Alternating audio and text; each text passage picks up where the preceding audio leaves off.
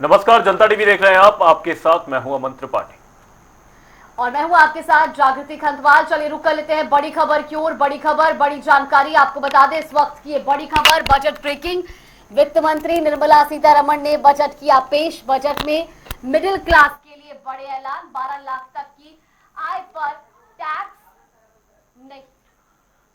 0 से 4 लाख तक कोई इनकम टैक्स नहीं लगेगा। 4 से 8 लाख की आय पर 5% इनकम टैक्स, वहीं 8 से 12 लाख की आय पर 10%, 12 से 16 लाख की आय पर 15% इनकम टैक्स देना होगा। तो 20 से 24 लाख तक की आय पर 25% इनकम टैक्स। इसके अलावा 24 लाख से ऊपर की आय वालों पर 30% इनकम टैक्स रहेगा। ये बड़ी खबर, बजट से जुड़ी बड़ी अपडेट आपको बता रहे। दरअसल इस बार के बजट में बड़ी राहत नौकरी पेशा लोगों को और खासतौर पर जो टैक्स पेयर्स हैं उनके लिए एक बड़ी राहत है, क्योंकि अब 12 लाख तक की आय पर टैक्स की छूट है। और ये टैक्स स्लैब की जो अपडेट है वो आपको दिखा रहे हैं टीवी स्क्रीन पर, जिसमें 4 लाख तक की आय पर कोई भी टैक्स नहीं होगा। 4 से 8 लाख तक की आय पर 5% और 8 से 12 लाख तक की आय पर 10% रहेगा। लेकिन इसको भी 87A के तहत सरकार माफ कर देगी। ऐसे में जो नौकरी पेशा लोग हैं उनको 75,000 का स्टैंडर्ड डिडक्शन भी मिलेगा, यानी कि कुल मिलाकर 12,75,000 तक की आय पर अब कोई टैक्स नहीं देगा।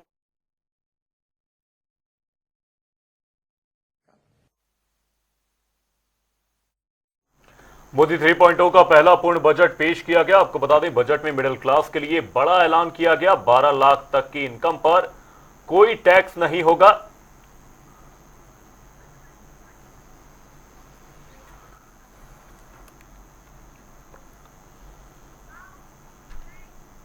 और चलिए अब खबरों में आगे बढ़ते हैं। सीए राजीव सूद ने बजट को लेकर अपनी प्रतिक्रिया दी है। क्या कुछ उनका कहना है, जरा आपको भी सुनवाते हैं। ऐसी होती है कि बस ज़्यादा से ज़्यादा ही मिले, और जिस प्रकार का बजट आज केंद्रीय वित्त मंत्री ने पेश किया है वो वाकई ही सराहनीय कदम है। बहुत वर्षों के बाद इतना बढ़िया बजट जो है ना जी वो पेश किया गया है। अभी हमने थोड़ा ही अध्ययन किया है, जो भी अच्छी बातें लगी है। सीनियर सिटीजन के लिए 50,000 से 1 लाख कर दिया गया है, और भी बहुत सारी चीज़ों में मतलब इन्होंने राहत देने की कोशिश की है। वो वाकई सराहनीय कदम है। बाकी तो हम बजट पढ़ेंगे और उसके बाद फिर उसके बारे में अध्ययन देख करके करेंगे। जो अभी 25-26 का वित्त मंत्री ने इन्होंने बजट पेश किया है, तो हमारे रिटायरियों के लिए, सीनियर सिटीजन के लिए जिनकी आय थोड़ी कम है, तो 12% इन्होंने 12 लाख फ्री कर दिया है। उसके बाद 15-25 के हिसाब से इन्होंने ऊपर को बढ़ाया है, तो बहुत अच्छा है।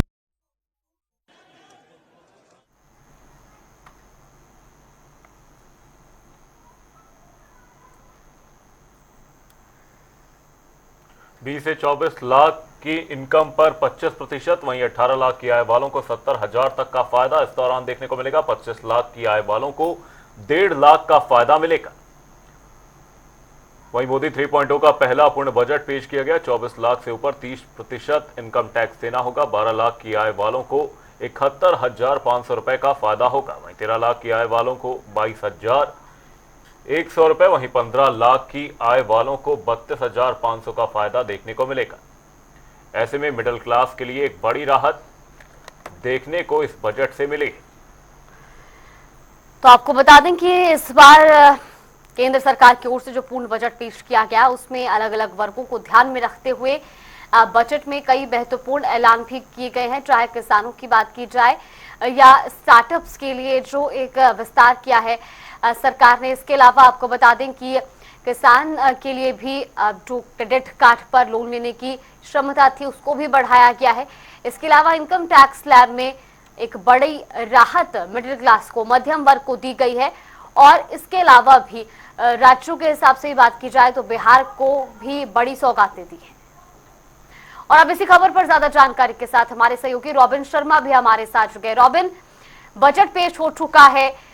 साल 2025-26 के लिए आज पूर्ण बजट पेश किया गया है, और अब बजट पेश होने के बाद किस तरीके की प्रतिक्रियाएं हिमाचल की जनता की? बिल्कुल, लोकसभा में आम बजट पेश किया गया और आम जनता की जो आस है वो इस बजट से रहती है। लेकिन आम लोगों के लिए कितना सुलभ रहा है बजट, ये समझने में थोड़ी देर लगेगी, क्योंकि इकोनॉमिक्स को समझने वाले लोग हों इसे अपनी तरह से देखते हैं, और साथ पर जो नेता गण है या राजनीति को समझने वाले लोग हैं इस पर अपनी प्रतिक्रिया देते हैं। लेकिन आम लोगों के लिए ये बजट कैसा रहा है, ये आम लोगों के बीच जब बात पहुंचेगी, जब उसके विश्लेषण होगा तब पहुंचता है। लेकिन अभी फिलहाल किस तरह से इसको लोग देख रहे हैं, इस पर बात करने के लिए हमारे साथ कुछ यहाँ लोग भी मौजूद हैं, उनके साथ भी बात करेंगे। जी। क्योंकि जब निर्मला सीतारमण सदन में बजट पढ़ रही थी तो जो मास्टर स्ट्रोक सरकार बता रही है, यानी कि 12 लाख तक टैक्स में छूट, वो सबसे बड़ा मास्टर स्ट्रोक अभी तक सरकार बता रही है, सरकार से जुड़े हुए जो लोग हैं वो बता रहे हैं। लेकिन क्या इसका फर्क है और क्या इसका असर है आम लोगों पर और खासतौर पर मिडिल क्लास पर, इस पर बात करने के लिए हमारे साथ कुछ लोग यहाँ पे। सर, नाम बताएं अपना पहले। सुभाष वर्मा।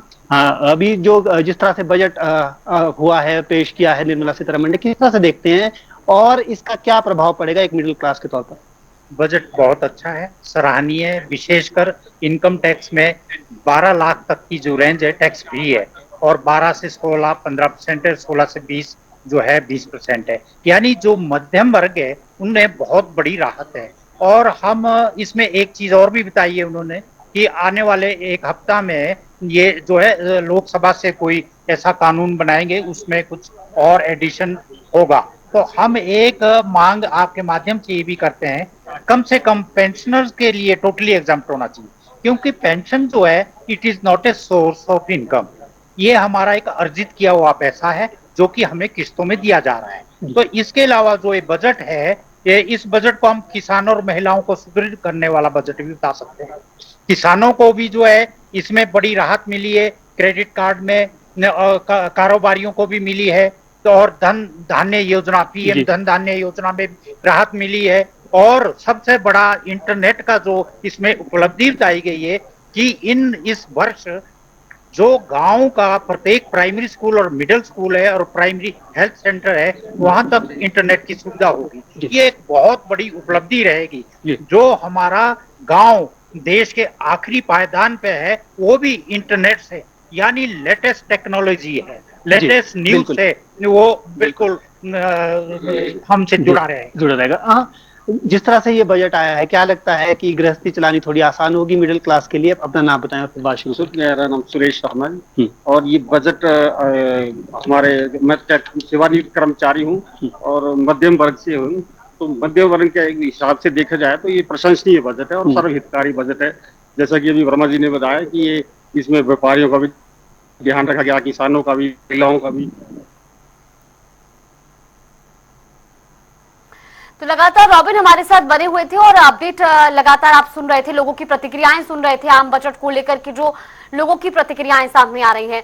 लेकिन सबसे महत्वपूर्ण ये कि जो आम बजट को, आम जनता को इस बार बजट से उम्मीदें थी, वो क्या आम जनता की उम्मीदों पर खरा उतर पाया है? नहीं, इसके लिए अभी थोड़ा सा उससे लोगों को काफी राहत मिली। अच्छा, और कुछ और लोग भी है। सर, अपना नाम बताएं। चौधरी बरियाम सिंह बैस, मैं हिमाचल प्रदेश विश्वविद्यालय से सेवानिवृत्त हूँ। अच्छा, सेवानिवृत्त हुए हैं आप। किस तरह से देखते हैं इस पूरे बजट को आप? ये जो बजट है काफी राहत भरा है, इसमें विभिन्न वर्गों को जो है ध्यान में रखा गया है और लगभग पिछले एक दशक से ये बेहतर बजट है। और इसमें सीतारमण जी का जो 8वां बजट आया है, इसमें लोगों की जो है अपेक्षाओं को मतलब रखा गया ध्यान में। पेंशनर कर्मचारी या मध्य वर्ग को जो इनकम टैक्स में रिलीफ मिला है 12 लाख तक का, वो एक बड़ा सराहनीय कदम है। इससे जो पैसा है कर्मचारी की जेब से बाजार में आएगा, आम आदमी की जेब से बाजार में आएगा और इसमें काफी सर्कुलेशन में जब पैसा आएगा तो काफी फर्क पड़ेगा और युवाओं को, बागवानों को, किसानों को, सब तरह के लोगों को राहत है। वैसे तो डिटेल में इन्होंने कहा कि इनकम टैक्स एक्ट 2025 जो है अगले सप्ताह पेश होगा, जिसमें पूरी जानकारी सामने आएगी। लेकिन जहां तक मैं तो एक पेंशनर हूँ और कर्मचारी पे, हम जब कर्मचारी थे तब हमने भी टैक्स दिया, अभी आज भी देते हैं, लेकिन पेंशन को एक सारे देश में बात उठती रही है, आज भी उठ रही है कि ये एक गुजारा भत्ता है और गुजारा भत्ता होने के नाते पेंशन को तो कर देना चाहिए, उनको कर लगना नहीं चाहिए, कर के दायरे से वो बाहर होनी चाहिए। कर से बाहर होनी चाहिए। तो यहाँ पर साफ तौर पर पेंशनर भोगी जो है खासतौर पर वो मांग कर रहे हैं कि पेंशन जो है वो इनकम का स्रोत नहीं है बल्कि गुजारा भत्ता है। तो ऐसे में इसको तो जो है कर से जो है बाहर रखना चाहिए। और साथ में सबसे बड़ी बात ये भी है कि जिस तरह से ये बजट आया है, इसके विभिन्न पहलुओं को समझने में भी थोड़ा वक्त जरूर लगेगा, क्योंकि जब पूरी डिटेल में बात करें, हिमाचल को इस बजट में कुछ नहीं मिला है। दोबारा से एक बार जो है हमें जो है झुंझुनू दे दिया गया है। अभी अगर हम रेलवे की बात करें या यहाँ पर जो केंद्र सरकार के द्वारा हवाई अड्डे बनाने की बात है, एयरपोर्ट्स की बात है, इन दोनों सेक्टर में हमें पीछे छोड़ा गया है। और बाकी जो दूसरे सेक्टर्स हैं, इंडस्ट्री है या हमारे यहाँ पर हाइड्रो प्रोजेक्ट्स हैं, उनके लिए कोई पॉलिसी लाने की बात है, यो इस बजट में कहीं भी हमें जो है छोटे जो राज्य हैं, पहाड़ी राज्य हैं, उनके लिए कोई भी जो है लेवल प्लेइंग फील्ड नहीं रखा गया। केवल बिहार और जो आंध्रा है उनको ही ध्यान में रखकर जो है बजट बनाया गया है। और जो इनकम टैक्स में जो छूट है वो दिल्ली का जो चुनाव है उसको ध्यान में रखकर जो है एक टाइम की छूट दी है। और मैं दावे के साथ कह सकता हूँ कि अगले बार ये छूट जो है वापस लिया जाएगा, क्योंकि उसका दिल्ली का इलेक्शन ख़त्म हो जाएगा। क्योंकि दिल्ली में अभी किसी भी तरह से इन्होंने चुनाव जीतना है, उसके लिए इन्होंने ये एक दाव लगाया है जो अगले साल वापस होना है। तो अगर इन बातों को ध्यान में रखें आप, तो उस हिसाब से केंद्र का बजट बहुत ही निराशाजनक है। और ये देश के लिए जो है अब भविष्य के लिए भी और वर्तमान के लिए भी इसका कोई विशेष फायदा होने वाला नहीं है। यहाँ तक कि जनजाति और हमारे जो एससी कम्युनिटी है उनके उत्थान के लिए भी इस बजट में कुछ नहीं है। अभी पिछले 3 साल पहले यही सरकार थी जिसने एक हमारा बॉर्डर एरिया डेवलपमेंट प्रोग्राम होता था जो पूरे देश के बॉर्डरों पर था, जिसमें कांग्रेस के समय शुरू किया गया था।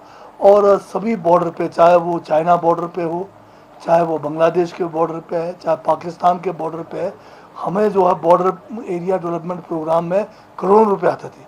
इन्होंने इस प्रोग्राम को बंद कर दिया और इसका नाम इन्होंने जो है वाइब्रेंट विलेज के नाम से रखा, जिसमें देश के 4000 विलेजेस को वाइब्रेंट विलेज के तहत लिया गया। इसमें भी इन्होंने कटौती की। जो बॉर्डर एरिया जो डेवलपमेंट प्रोग्राम था उसमें इससे भी ज़्यादा गांव थे और इन्होंने वाइब्रेंट में 4000 गांव खुल लाए, परंतु अभी तक कोई पैसा इन वाइब्रेंट विलेजेस के लिए नहीं आया है। जिसमें अगर हिमाचल के वाइब्रेंट विलेज जो हमारे जनजातीय क्षेत्र जिला किन्नौर और लाहौल स्पीति में है, हमें अभी तक एक पैसा जो है पिछले 3 सालों में वाइब्रेंट विलेज में नहीं आया। इसी तरह इन्होंने बहुत सारे और स्कीमों के नाम बदल कर जो है लाए, उन स्कीमों में भी अभी तक कोई पैसा नहीं आया। तो अभी जो नया बजट पेश हुआ है उसमें भी इस बारे में कहीं भी कोई जिक्र नहीं हुआ है। अब बजट के बाद हम देखेंगे और पता लगेगा कि कितना पैसा इन्होंने जो है जिन स्कीमों की घोषणा पिछले बजटों में की है उसमें कितना पैसा आएगा वो अभी देखना रहता है। यहाँ पर अगर ये बात करें कि एप्पल की जो मैं बात कर रहा था, मोदी जी ने वादा किया था कि जो है एप्पल का जो इंपोर्ट हो रहा है उसके ऊपर ड्यूटी ज़्यादा लगाएंगे, परंतु इनके राज में जहाँ पर 75% ड्यूटी एप्पल के लिए लगता था बाहर से आने वाले, उसमें इन्होंने जो है उसको कम करके 50% कर दिया। और अभी जो है हमारी उम्मीद थी कि उसको बढ़ाएंगे ताकि कोई 34 देशों से आज जो एप्पल जो है इंपोर्ट हो रहा है उसके ऊपर थोड़ा रोक लगे और हिमाचल, जम्मू कश्मीर और उत्तराखंड के जो यहाँ पर सेब के बागवान हैं उनको कुछ राहत मिले। तो इसमें तो कुछ भी राहत नहीं मिला है। तो ये वाकई जो है एक निराशाजनक बजट जो है केंद्र की मोदी सरकार ने पेश किया है। और जो थोड़ा बहुत जो कहीं फायदा दिख रहा है वो भी केवल दिल्ली के चुनाव को ध्यान में रखकर लोगों को अपनी ओर रुझान के लिए किया है। तो सर आपको लगता है कि हिमाचल प्रदेश की जो अनदेखी की जा रही है? हाँ बिल्कुल, इसमें जीएसटी का जो मामला है जिसमें इन्होंने हर साल जीएसटी कम करके हिमाचल जैसे छोटे स्टेट के साथ बहुत अन्याय किया है। कम से कम और इसी बीच रुक करेंगे एक बड़ी खबर की ओर। बड़ी खबर, बड़ी जानकारी सामने इस वक्त की। बड़ी खबर आपको बता रहे हैं, हिमाचल के पूर्व मंत्री किशन कपूर का निधन हो गया है। पीजीआई चंडीगढ़ में उन्होंने अंतिम सांस। दरअसल वो काफी समय से बीमार चल रहे थे। किशन कपूर के शुभ चिंतकों में इस खबर के बाद से निराशा छाई हुई है। मुख्यमंत्री सुखविंदर सिंह सुक्खू ने भी सोशल मीडिया प्लेटफॉर्म एक्स पर पोस्ट कर इस पर दुख जताया है। आपको बता दें कि पूर्व मंत्री किशन कपूर जिनका लंबे समय से पीजीआई चंडीगढ़ में इलाज चल रहा था। वो लंबे समय से बीमार थे और उन्होंने पीजीआई चंडीगढ़ में अंतिम सांसें ली। उनका निधन हो चुका है और उनके निधन की खबर के बाद से उनके शुभचिंतकों में भी निराशा है। सीएम सुक्खू ने भी खुद इस पूरी खबर को लेकर दुख भी जताया है और आपको बता दें कि पीजीआई चंडीगढ़ में उन्होंने अंतिम सांसें ली। काफी समय से बीमार चल रहे थे। वहीं किशन कपूर के शुभचिंतकों में इस खबर के बाद से निराशा छाई हुई है। सीएम सुक्खू ने एक्स पर पोस्ट कर दुख जाहिर किया है। हिमाचल के पूर्व मंत्री किशन कपूर का निधन हो गया। ये बड़ी और अहम जानकारी। पीजीआई चंडीगढ़ में उन्होंने अंतिम सांस। तो हिमाचल से ये बड़ी खबर आपको बता रहे हैं। दरअसल पूर्व मंत्री किशन कपूर वो काफी समय से बीमार भी चल रहे थे, उनका इलाज चल रहा था और अब उन्होंने इस दुनिया को अलविदा कह दिया है। उन्होंने पीजीआई चंडीगढ़ में आखिरी सांसें ली और उनके निधन की खबर के बाद से उनके शुभचिंतकों में भी दुख का माहौल है। सीएम सुक्खू ने भी एक्स पर पोस्ट कर अपना दुख जाहिर किया है। ये बड़ी खबर, बड़ी जानकारी हिमाचल से। सीएम सुक्खू ने एक्स पर पोस्ट कर दुख जाहिर किया। हिमाचल के पूर्व मंत्री किशन कपूर का निधन हो गया। पीजीआई चंडीगढ़ में उन्होंने अंतिम सांस ली।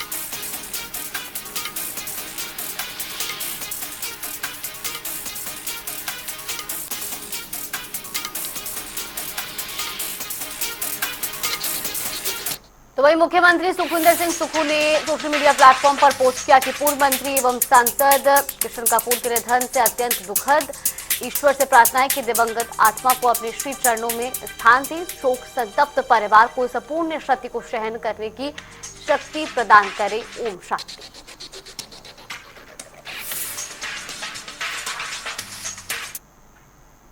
भारतीय मूल की पहली महिला अंतरिक्ष यात्री कल्पना चावला जी की जन्म पुण्यतिथि पर उन्हें सादर नमन करते हुए सुखविंदर सिंह सुक्खू ने ट्वीट किया। क्या कुछ लिखा आपको दिखाते हैं। तो भारतीय मूल की पहली महिला अंतरिक्ष यात्री कल्पना जी की पुण्यतिथि पर उन्हें सादर नमन। उनकी साहसिकता, अडिग संघर्ष और असीम समर्पण ने हर बेटी को अपने सपनों को आसमान की ऊंचाइयों तक पहुंचाने की प्रेरणा प्रदान की है। ये लिखा है मुख्यमंत्री सुखविंदर सिंह सुक्खू ने।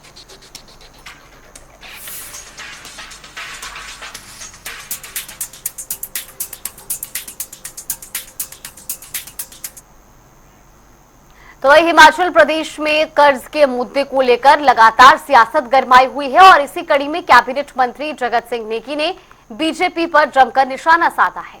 उन्होंने कहा बीजेपी भूल गई है कि प्रदेश में पहले उनकी डबल इंजन सरकार थी। वे प्रदेश पर 75,000 करोड़ का कर्ज छोड़कर गए हैं। वहीं बीजेपी के लोग वर्तमान सरकार पर 30,000 करोड़ का कर्ज लेने की बात कर रहे हैं।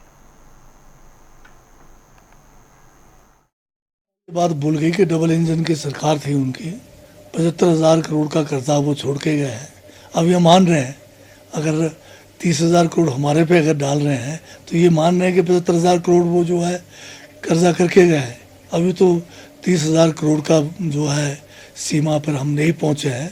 फिर भी भारतीय जनता पार्टी की डबल इंजन की सरकार ने जो बोझ हिमाचल के ऊपर डाला है और जो मौका था जयराम जी को डबल इंजन की सरकार होते हुए हिमाचल की वित्तीय स्थिति को वो बेहतर कर सकते थे, ये जयराम जी ने जो है एक बहुत बढ़िया मौका जो उनको मिला था उसको खो दिया और उसी के जो है विपरीत जो हमें आज जो भी जो है आर्थिक संकट का कारण बना है वो जयराम जी की सरकार के कारण हुआ। अब जयराम जी पता नहीं कि सनातन की बात कर रहे हैं। पहले तो सनातन क्या है जयराम जी उसकी परिभाषा तो करें। सनातन का जो सिर्फ ठेका, इसको परिभाषित करना या उसके बारे में बात करना सिर्फ ये कोई बीजेपी का एक ठेका नहीं है। हम भी सब सनातनी हैं। हमें मालूम है कि सनातन को किस तरह से करना है। सिर्फ वोट के लिए जो है आप सनातनी बनना या वोट की राजनीति के लिए जो है आप धर्म को जो है उस एंगल से लोगों में गलत मतलब प्रचार करना, वो सनातनी का काम नहीं है। आनी में एक युवक की नशे के ओवरडोज के चलते मौत हो गई। मामले में लुहरी में जनता ने जन आक्रोश रैली निकाली। इस जन आक्रोश रैली में युवक के परिवार के साथ साथ विधायक लोकेंद्र कुमार भी धरने पर मौजूद रहे। तो वही माकपा नेता भी नशा कारोबारियों पर जमकर बरसे। इस दौरान लोगों में खासा आक्रोश भी देखने को मिला। चिट्टे के खिलाफ यहां लोगों ने भी प्रशासन से सवाल उठाए, तो वहीं सुबह से ही रास्ता बंद कर चक्का जाम किया गया, जिसके चलते वाहनों के पहिए थम गए और साथ ही दोपहर बाद तक रास्ता बंद रहा। वहीं पुलिस को भी आम जनता के गुस्से का सामना करना पड़ा। अगर हम वर्दी उतारेंगे ना, वर्दी उतार के हम पब्लिक के अंदर क्या आते हैं, देखो ठीक है, किसी का लड़का गया, हमारे बीच का लड़का गया, ठीक है ना, किसी को ऐसे अक्यूज करना, इसको मैं लॉजिकल तो नहीं मान रहा हूँ। बस ये है कि इस चीज़ के साथ हम साथ खड़े हैं, हमारे से कुछ ना हो रहा है तो हमें बताइए, ठीक है, बस इतना ही बोलिए। बिल्कुल जी, अंडर कंडीशन दिया था। उसमें क्या था? उसमें ये कि सुचारू रूप से चलनी चाहिए और कोई वायलेशन नहीं होनी चाहिए और कोई तोड़फोड़ नहीं होनी चाहिए, जो कंडीशंस जनरली होती हैं। अब वो ये चीज़ नहीं मान रहे हैं, क्योंकि इस चीज़ के साथ तो हम भी साथ में खड़े हैं, हमारे भी फैमिली हैं, और इससे ज़्यादा क्या बोलूँ। अगर कहीं एम्बुलेंस सस्पेक्ट आती है तो आपकी क्या, तो ट्रैफिक बहाल कैसे करेंगे? नहीं, वो तो हम किसी ना किसी तरीके से हम इसको निकलवा देंगे। बहरहाल आपका धन्यवाद।